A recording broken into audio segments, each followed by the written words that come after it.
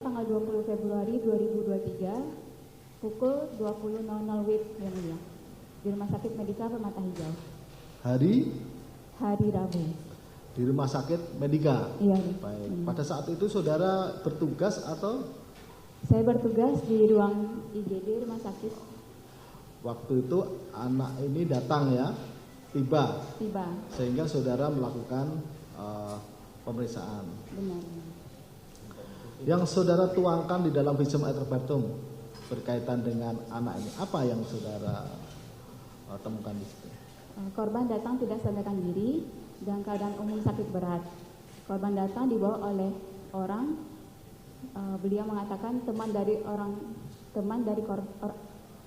tua dari teman korban, tapi tidak menyebutkan namanya. Saat itu saya melakukan pemeriksaan, ditemukan yang pertama luka robek luka lecet di pelipis bagian atas mata sebelah kanan. Sebentar. Baik. Ini berarti kan saudara melakukan pemeriksaan di UGD ya? Benar yang mulia. Di ruangan UGD. Iya. Saudara lihat anak itu. Terus saudara temukan tadi. Iya yang mulia. Silakan lanjutkan. Ya, yang saya temukan kita temukan luka lecet pada pelipis bagian atas mata sebelah kanan sekitar ukuran 1,5 cm x 0,5 cm. Kemudian luka lecet pada pipi sebelah kanan ukuran 6 cm x 5 cm. Kemudian luka memar pipi kanan ukuran 6 cm x 5 cm. Kemudian luka robek di bagian bibir bawah sisi dalam ukuran 2 cm yang mulia. Jadi akhirnya saudara tuangkan di dalam suatu visum et repertum ya, nomor 001 ini, ya, MR. Ya. Saudara yang menandatangani? Saya menandatangani. Baik, di samping luka-luka yang saudara sampaikan tadi, ada hal lain yang saudara tuangkan di dalam visum et repertum? Tidak ada yang mulia. Tidak ada. Saudara lakukan enggak pemeriksaan dalam? Untuk pemeriksaan di IGD kita menangani kegawat daruratan yang mulia.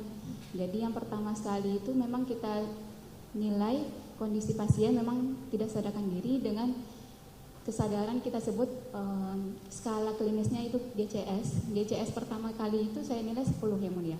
Ditandai dengan membuka mata bila kita panggil, kemudian suara terdengar tapi tidak jelas dengan kata-kata tapi bukan dengan kalimat yang jelas. Kemudian gerakan, dapat gerakan, menghalau gerakan tapi menghalau gerakan dengan nyeri.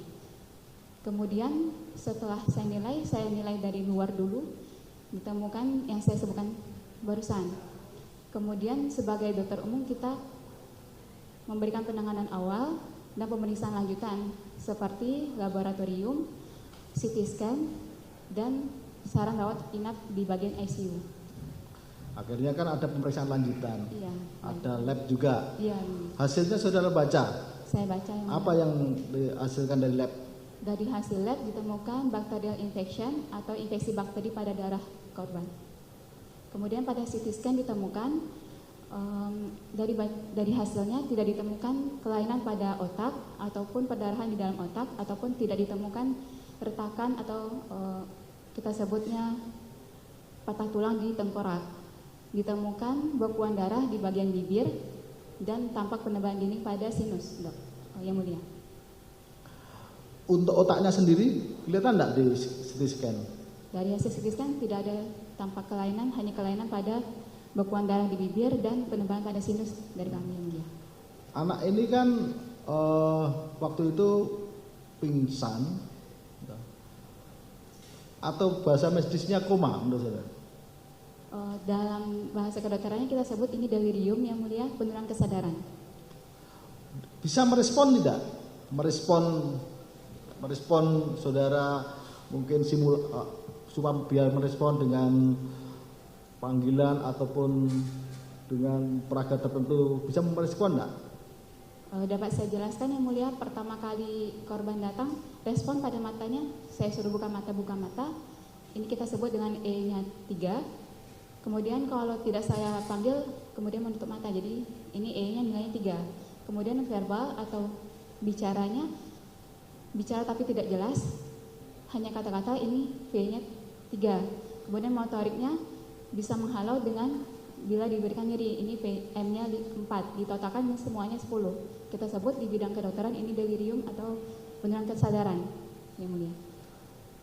Belakangan apakah si anak ini kesadarannya itu semakin membaik atau menurun sehingga saudara melakukan tindakan tertentu? Dapat saya jelaskan Yang Mulia, saya memeriksa korban ini pada pertama kali. Kemudian setelah pasien ini atau korban ini masuk ke rawat inap, ini ditangani oleh dokter spesialis. Saya lihat di catatan rekam medisnya kondisi pasien penurunan kesadaran dengan GCS 7. Punya kesadaran? Penurunan kesadaran di hari ketiga. Penurunan kesadaran ya? Iya. Penurunan kesadaran yang seperti apa yang saudara bisa jelaskan? Dapat saya jelaskan, saya tidak tahu Yang Mulia. Yang ini bukan kapasitas saya, ini kapasitasnya dokter spesialis Yang Mulia.